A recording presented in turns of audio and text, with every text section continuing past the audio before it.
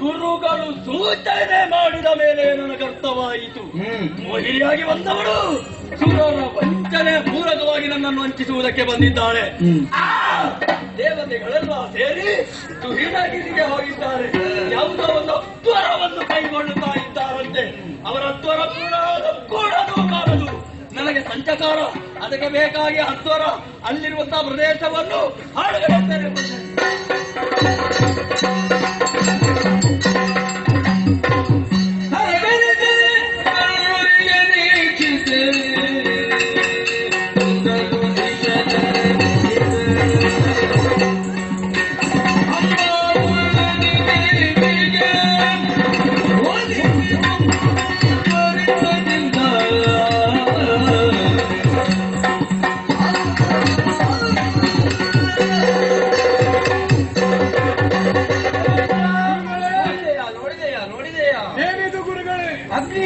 ಅಗ್ನಿ ಸುತ್ತಮುತ್ತ. ಇದರ ಅರ್ಥವೇನು? ಮಹಾದೇವಿಯ ಕೃಪಾ ಕಟಾಕ್ಷ ನಮ್ಮ ಮೇಲೆ ಇದೆ ಎನ್ನುವುದರಲ್ಲಿ ಸಂದೇಹವೇ ಇಲ್ಲ. 30 ಯೋಜನೆ ದೂರದಲ್ಲಿ ಅಗ್ನಿ ಪ್ರಾಕಾರವನ್ನೇ ಬರೆದಿದ್ದಾಳೆ. ಇದನ್ನು ಒಡೆಯುವುದಕ್ಕೂ ಸಾಧ್ಯ ಉಂಟು ಆ ದುಷ್ಟರು. ಹಾಗಲ್ಲ, ಅದಕ್ಕಾಗಿ ಕಾಯುವುದಲ್ಲ. ಅಂಬಾ ಭವಾನಿಯನ್ನು ಪ್ರಾರ್ಥಿಸೋಣ, ಅಂಬಾತ್ವರವನ್ನು ಕೈಗೊಳ್ಳೋಣ. ಜಯ ಜಯ ಸರ್ವೇಶ್ವರಿ ಜಗನ್ಮಾತೆ. ಇಲ್ಲ ಇಲ್ಲ ಇಲ್ಲ, ತಾಯಿ ದೇವಿ ಪ್ರತ್ಯಕ್ಷಳಾಗುವುದಿಲ್ಲ. ಹಾಗಿದ್ರೆ 3 ಮೂರ್ತಿಗಳನ್ನೇ ಪ್ರಾರ್ಥಿಸೋಣ.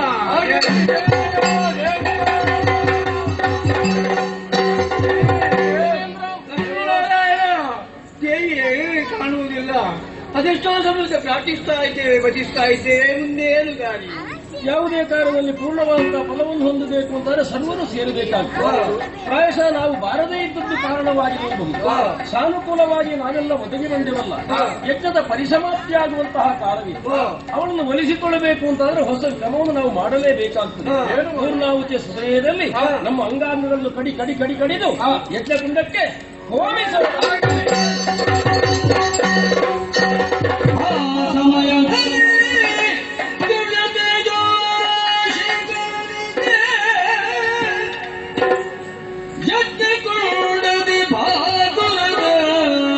ಶ್ರೀಚಕ್ರ ಮಧ್ಯದಿ ಕೋಶದಿಂದಾಗ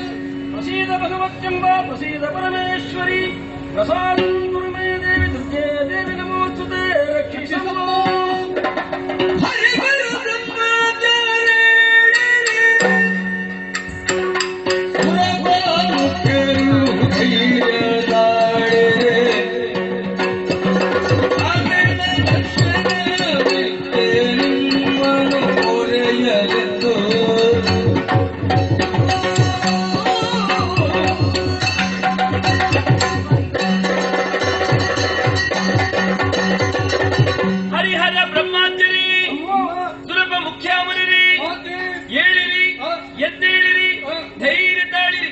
ನೀವೆಲ್ಲರೂ ಒಂದಾಗಿ ನಿಮ್ಮ ಅಂಗಾಂಗಗಳನ್ನು ಕತ್ತರಿಸಿ ಯಜ್ಞಕುಂಡಕ್ಕೆ ಹೋಮಿಸಿದ್ದೀರ.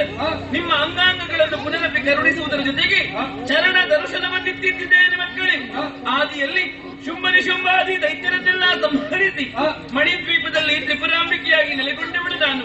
ಕಷ್ಟಕಾಲ ಬಂದಾಗ ಸ್ಮರಿಸಿಕೊಳ್ಳಿ ಮಕ್ಕಳೇ, ಅಭಯ ವಚನವನ್ನಿತ್ತವಳು. ಇಂದೀಗ ಅಂಬಾಸ್ವರದ ಮೂಲಕವಾಗಿ ಶ್ರೀಚಕ್ರದ ಹೃದಯ ಸ್ಥಾನದಲ್ಲಿ ಲಲಿತಾ ಸ್ವರೂಪವೇ ಸೂಕ್ತ ಎನ್ನುವ ಹಾಗೆ ತಿಳಿದು ಲಲಿತಾಂಬಿಕೆಯಾಗಿ ನಿಮ್ಮ ಕಣ್ಣ ಮುಂಭಾಗದಲ್ಲಿ ಪ್ರಸನ್ನಳಾಗಿದ್ದೇನೆ. ಯಾರಿಂದ ಬಂದಂತಹ ಕಷ್ಟ, ಯಾಕೆ ಈ ಬವಣೆ ಎಂದರಿಸಿ ಮಕ್ಕಳೇ. ಕೂಳಭಂಡಾಸುರನವು ಪಡಳವ ಹೇಳಲೇ ತಾಯೇ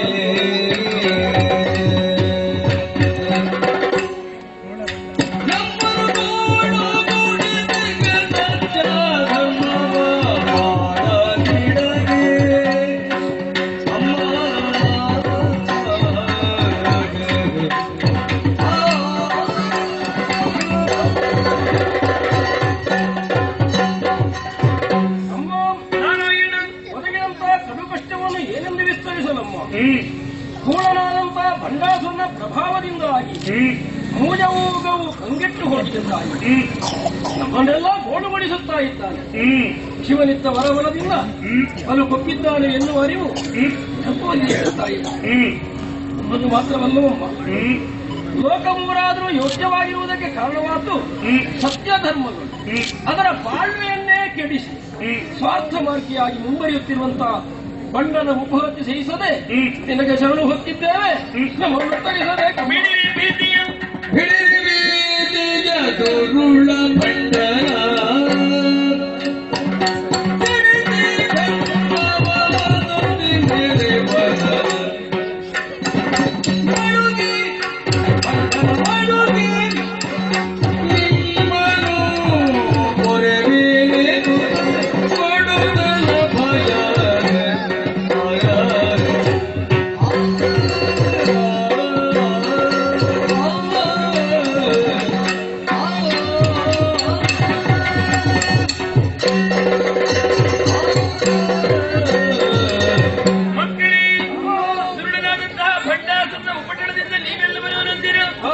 ಪ್ರಜ್ವಲಿಸುವ ದಾವಾಗ್ನಿ ಮುಂದೆ ಪತಂಗಗಳಾಟ ನಡೆದಿದ್ದ ಮಕ್ಕಳೇ.